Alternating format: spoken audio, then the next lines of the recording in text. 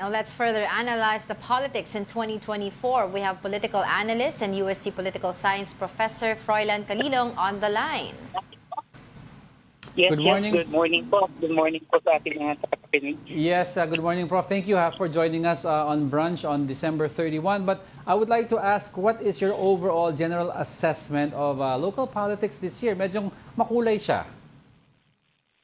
Actually, it's not just colorful. I think it's quite disorderly and medyo chaotic yung nangyari, no? Especially with the falling out of the president and the vice president. Not only that, no, umabot pa dun sa punto na nagkaroon ng mga threats, no? Yes. And I think this is really not very good insofar as the kind of leadership that we actually try to look at, no, noong 2022. So it's not only that they were divided, no? Yeah.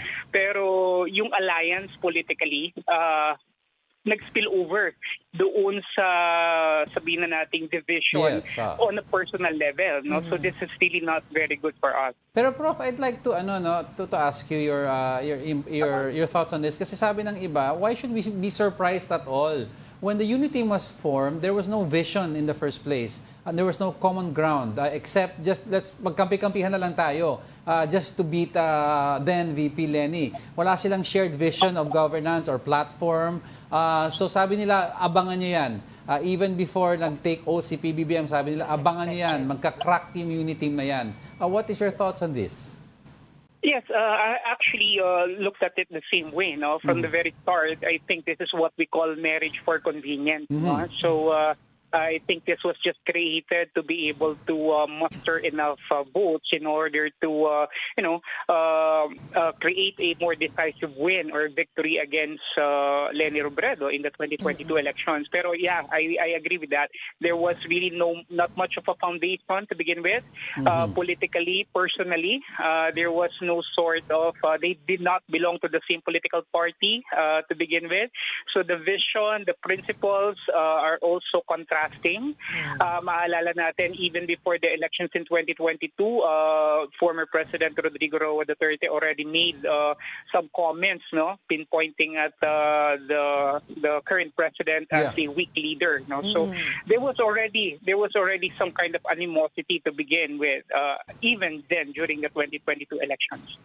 I want to ask you about the impeachment cases that were filed against Vice President Sara Duterte. Actually, three cases yung na-file sa kanya.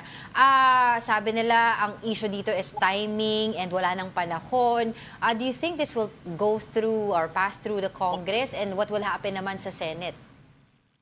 Well, when you look at the composition of the Congress, there is a possibility for it to push through, considering that majority of the members of the Congress are, of course, allied with the president. But then again, it will boil down to how decisive the leadership of the current administration, particularly the president, insofar as pushing for this impeachment complaint. No, kahit sabihin natin that President Bongbong Marcos said that he doesn't want the impeachment to push through.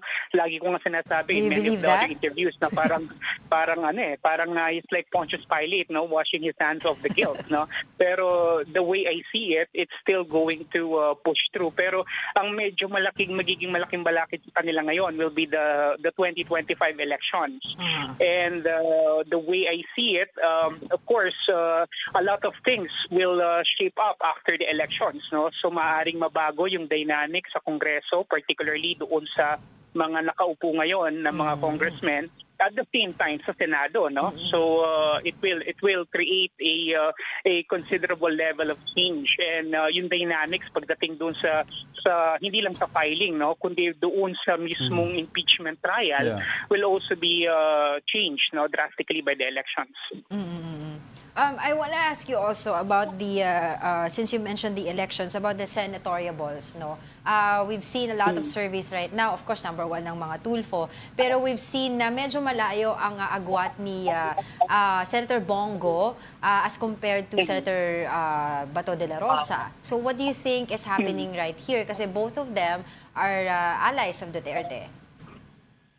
I think it boils down to the level of governance, no, and sabihin na natin doon sa tinatawag nating track record no na naipakita ni Senator Bongo. I think yung kanyang mga efforts Malasakit are Center. actually paying off right now, the Malasakit Center. So ibig sabihin may mga programa siya na talagang tumatak sa tao na ayaw nilang mawala. And this is I think in contrast to Senator Bato de la Rosa na medyo wala siyang masasabi nating landmark legislation. At the same time may mga kakinasangkutan din siyang mga kontrobersya na nagpa-erode doon sa kanyang stature no as a potential winner dito sa ating senatorial contest. So I think these are a tale of two contrasting sabihin na nating mechanisms no that is working for both of them. Yes, and then Prof, lastly, I'd like to ask, parating na po ang, of course, we're talking about the elections, the midterm elections, which is a referendum of the President and the current administration. Now, what is your forecast in terms of, do you see this administration or the PBBM brand getting stronger after this election? Ano ang also forecast mo about the Duterte brand? Because this will all, at the end of the day, this will all lead up to the presidential elections, which is not far away.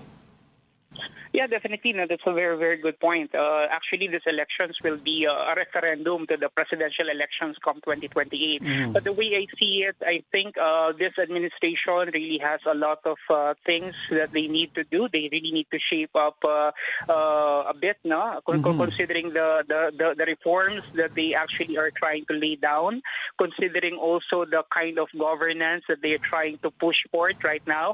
I think yung medyo backlash sa kanila ngayon yung unti-unting pagta-transform sa ating bansa into becoming an ayuda nation, no?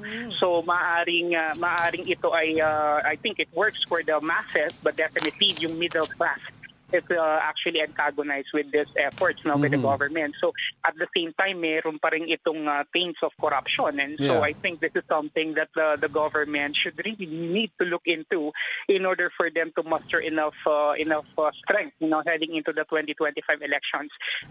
Doon sa senatorial slate nila, there's no question about the senatorial slate of the administration currently. They are strong, I believe, not just because of that they are being backed by PBM. I think they're strong on their own individual merits. No? Many of them are actually comebacking politicians. Some of them actually are household familiar names in Philippine politics. Many of them actually have the machinery in terms of the resources to fund a massive national campaign. So I think this is really good insofar as their slate is concerned. Pero syempre hindi natin pa rin maisakahila na yung Duterte brand and the Duterte magic is still there. I think potentially pwede maging dark horses dito, the likes of Congressman Marcoleta perhaps. I think over the years he has proven himself also as a worthy legislator and many others. So yung dynamics ngayon sa elections natin, hindi natin masasabi na talagang solid na makukuha. Hindi kagaya ng 2019 elections na talagang lahat ng sureball talaga. Well, so I think it's different right now. Yeah, well, definitely we'll check up with you again next year, and talk about this more habang palapit ang election. But with that, have a happy New Year. Thank you very much, Professor Froilan Calilung, for joining us on Brunch. Anytime. Mabuhay po kayo and Happy New Year. Happy New Year. All right.